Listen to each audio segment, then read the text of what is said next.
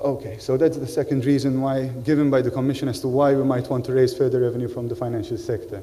The third reason is to create a new revenue stream for the EU. So when the proposal was made in September of last year, the Commission wasn't clear as to how the funds would be used, how they would be split. Since then, last March, the Commission issued a paper whereby it said that the revenues would be split in the following way. 2/3 would go to the Commission, to the EU, towards the EU's budget, and 1/3 would go towards the budget, towards the member states. And the idea is that this would reduce the national contributions. Now, the way this is done leads to some interesting geographic redistribution, which I won't go into, but I'm happy to discuss later. Actually, I'm happy to discuss anything I speak about later. Okay, so that's the objective. Is the FTT the best instrument to achieve this objective? And I think, again, the answer is no, for a number of reasons. First of all, if you want a source of funding for the EU, you really want to find a stable and secure source. Now, the tax base of the FTT is both volatile and there's a certain amount of uncertainty surrounding it. So for that reason, it doesn't look like the ideal candidate. More importantly, I think there is no, at least I haven't heard a good argument, a cogent argument articulated as to why the financial sector should finance the EU's budget more than other sectors. Okay, so those were the three reasons given by the Commission as to why we might want to raise further revenue from the financial sector. And actually there's a fourth reason, which the Commission doesn't go into, which I think is the, so I think this is one of the better reasons why we might want to impose a tax on the financial sector. And this is to compensate for the implicit state guarantee. So this is the too big to fail problem, which has already been mentioned. We know that some banks are too big to fail. We know that because of the systemic consequences that would result from their failure, states will never allow them to fail. Because the markets know about this too big to fail issue, and the banks enjoy an implicit guarantee. Because of this implicit guarantee, they can obtain funding on cheaper terms. That means a lower cost of capital. A lower cost of capital leads to excessive profits. And there actually are estimates of the value of this guarantee. There's one, I put here a reference to the one by Andy Haldane from the Bank of England in 2010. Okay, so we know about this guarantee. We know that steps have been taken to reduce it. For example, in the UK, there's been the introduction of the special resolution regime for banks. There have also been proposals by Sir John Vickers for ring fencing and for loss-absorbing capital. And I think it's, of course, one can't argue. It's a good thing that we take steps to reduce this guarantee. However, this guarantee can only be reduced. It can never be eliminated. And because because it cannot be eliminated and because banks do not pay for this guarantee, that I think is a good argument as to why we might want to impose a new tax on them. Okay, so I think this is one of the better arguments to impose a tax on the financial sector, at least part of it. Okay, so that's the objective. Is the FTT the best instrument to obtain this objective? And the answer is no, because the FTT targets financial institutions whether or not they enjoy the guarantee, and we know that not all institutions enjoy the guarantee. A better option would be a bank levy, such as the one which has been adopted by the UK. And this is the case because the bank levy only targets a certain number of banks. It only targets the banks which enjoy the guarantee or which are more likely to enjoy this guarantee. And actually, the levy increases, the amount of tax paid under the levy increases with the probability that the bank will be saved by the state because it increases with the riskiness of the bank. Or actually with one measure of the riskiness of the bank because it only looks at the liability side, not the asset side.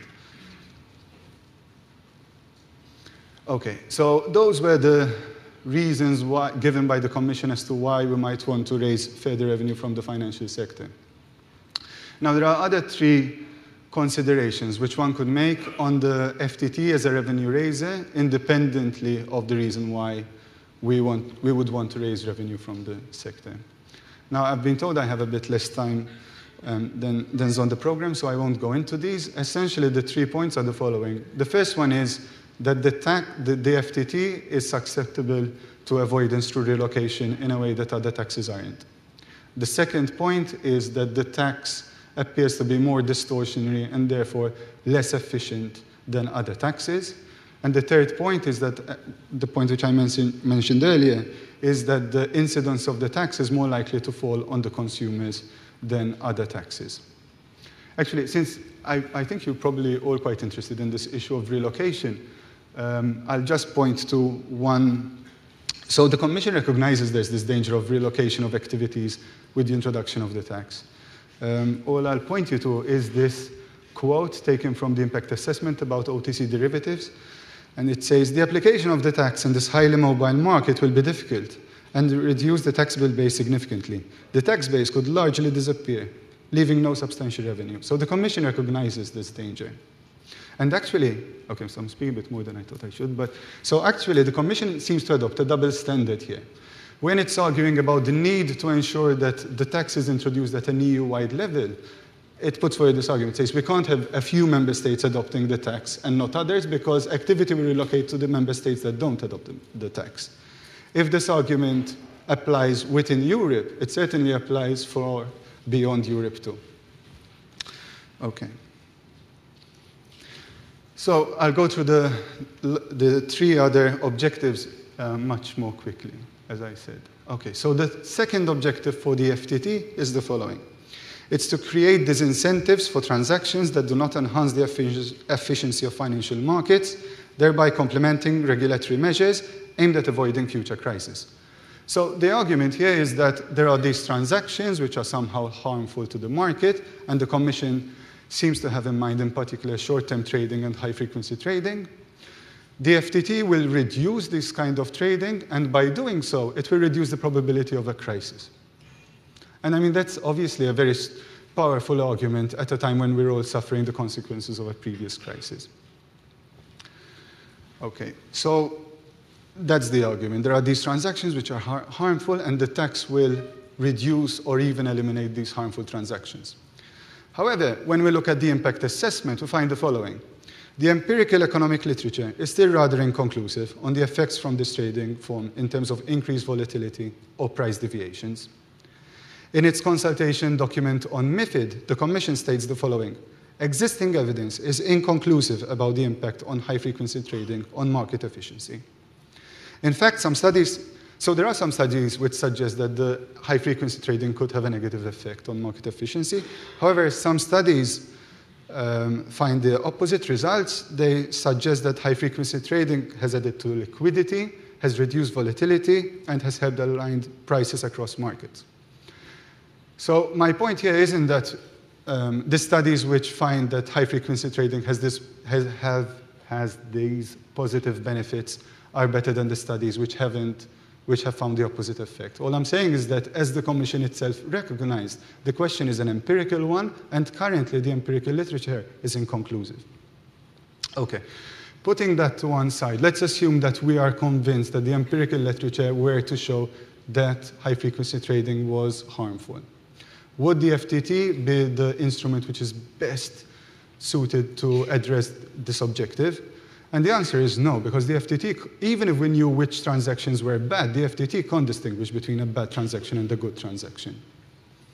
A better way of dealing with any issue there are with high-frequency trading, and of course there are some issues, as the flash crash of 2010 showed us. There are issues, but a better way of dealing with it is through regulation.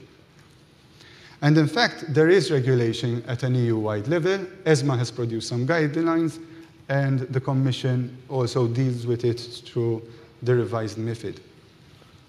One final point here is that at times the impression is allowed to spread. The FTT deals with some of the causes of the past crisis. It does nothing of the sort.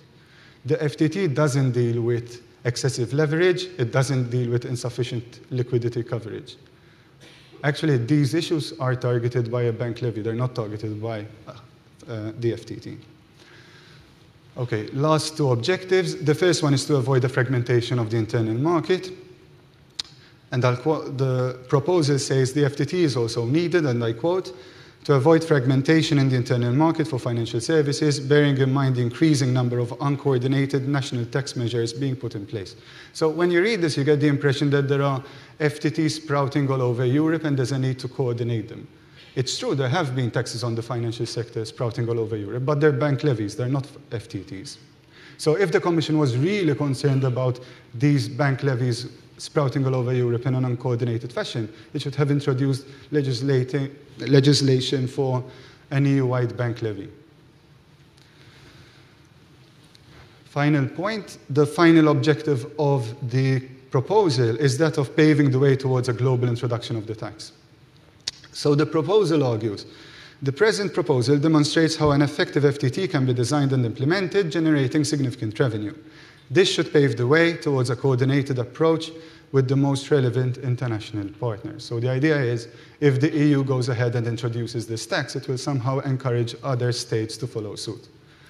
Now, of course, you can believe this, but it seems to me to be heroically optimistic.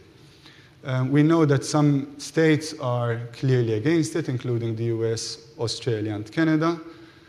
Whether introducing the tax at an EU level would incentivize places like Hong Kong and Singapore to follow suit, or whether it would give them incentives to move in the exact opposite direction and thus attract business from the EU shores, is something we can discuss. Okay, my conclusions. So I believe some objectives are reasonable. I think there are good reasons to introduce new taxes on the financial sector. I think other objectives are not reasonable. I think they're questionable, at least. Given those objectives, whether they're reasonable or not, I don't think the FTT is the correct instrument to achieve them. So I think the objectives set out by the Commission are better achieved through an FAT, through regulation, and through bank levies. For this reason, I believe Malta's opposition to the proposal appears to be justified. Thank you.